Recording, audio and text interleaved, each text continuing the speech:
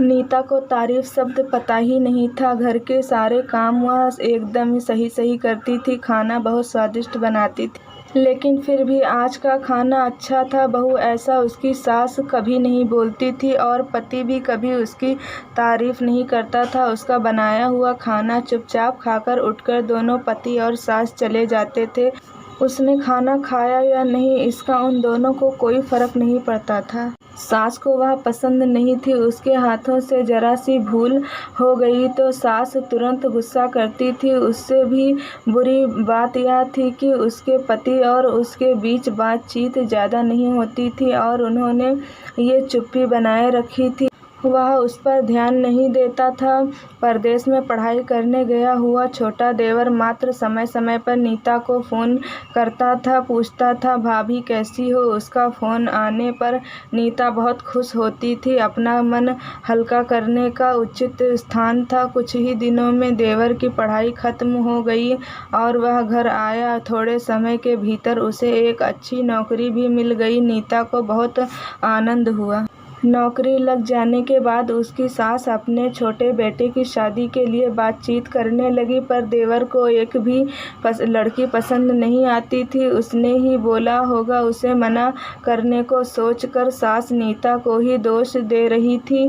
नीता को चिंतित देखकर देवर ने अपनी माँ से कहा, मैं एक लड़की से बहुत प्यार करता हूँ, मैं उसी से शादी करूँगा।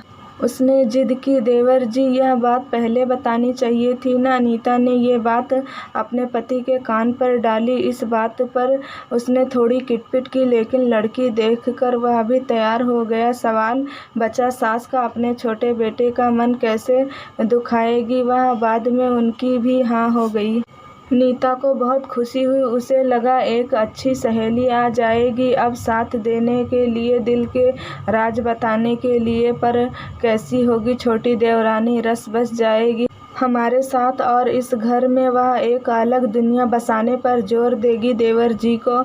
इस विचार से थोड़ा टेंशन में आ गई नीता। कुछ दिनों बाद नीता की छोटी देवरानी चौखट लांघकर घर में आई। देवरानी ने घर में आते ही सारे घर की जिम्मेदारियां अपने हाथों में ले ली।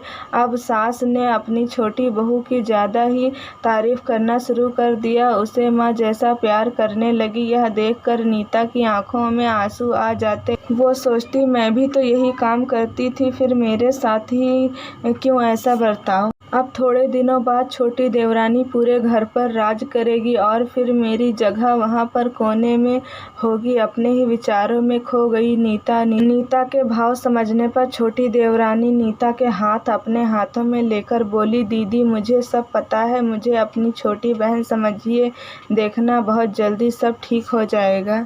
छोटी देवरानी ने पूरे घर की जिम्मेदारियां तो ले ली, लेकिन कामों में कुछ ना कुछ बार बार भूल करती थी। फिर देवरानी नीता के पास जाती और मदद मांगती थी। ऐसा रोज ही होने लगा। यह देखकर सास गुस्सा हो गई। मेरे रहते हुए वह छोटी बहू बड़ी बहू को क्यों पूछती रहती है। फिर सास भी रसोई घर में आकर चार काम शुरू करने लगी। धीरे धीरे वह छोटी बहू के साथ साथ अनजाने में बड़ी बहू से भी प्यार से बर्ताव करने लगी, प्यार से बोलने लगी, नए पदार्थ दोनों को सिखाने लगी, भूल समझकर समझाने लगी। अब सास और दोनों बहुओं में अच्छी दोस्ती होने लगी। इस वजह से बड़ी बहू का स्वभाव भी अच्छा होने लगा। उसके स्वभाव में खुलापन आ गया। सास भी दोनों के साथ कभी शॉपिंग तो कभी फिल्म देखने जाने लगी। वो अपनी दोनों बहुओं को समान प्यार करने लगी थी। इस वजह से घर का माहौल हंसता खेलता हो गया। इसके अलावा अपने भाई और उसकी पत्नी की बॉन्डिंग देखकर नीता का पति भी उसके साथ अच्छा व्यवहार करने लगा। यह देखकर छोटी बहू बहुत खुश हुई। दीदी घर पर पहले आप ही का हक था, ऐसा बोलकर छोटी बहू ने पूरी घर की जिम्मेदारियां अपने जेठानी को दे दी। साल भर में नीता के देवर को अच्छे वेतन और बड़ी पोस्ट पर स्थानांतरित किया गया। अब छोटी देवरानी भी अपने पति के साथ परदेश जाएगी और मैं फिर अकेली रह जाऊंगी। इतना ही नहीं, इतने सालों बाद सास का व्यवहार जो इतने सालों बाद बदल गया था वह फिर से वही हो गया। तो इस विचार से नीता डर गई।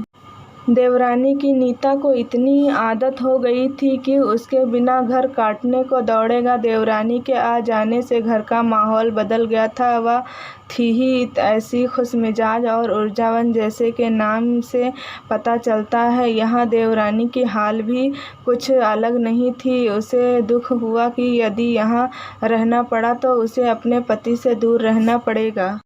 नीता के देवर की जाने की गड़बड़ और देवरानी के टेंस होने के कारण नीता सोच में पड़ी। अंत में उसने देवरानी को पूछा तो देवरानी ने जवाब दिया कि दीदी, मैं सारा दिन नए स्थान पर अकेली रहूंगी, इससे अच्छा मैं यहीं रहूं। आपके देवर को बोला है मैंने, शनिवार और रविवार की छुट्टियों में आप ही यहाँ आ जाया करें, मैं भी उनके साथ जाया करूंगी बीच बीच में थोड़ा बदलाव के लिए। उस पर वह बोलते हैं कि 6 महीने में वापस यहीं बदली करा लूँगा मैं अपने पति की नकल करके देवरानी बोली और छोटी देवरानी भी हंसने लगी।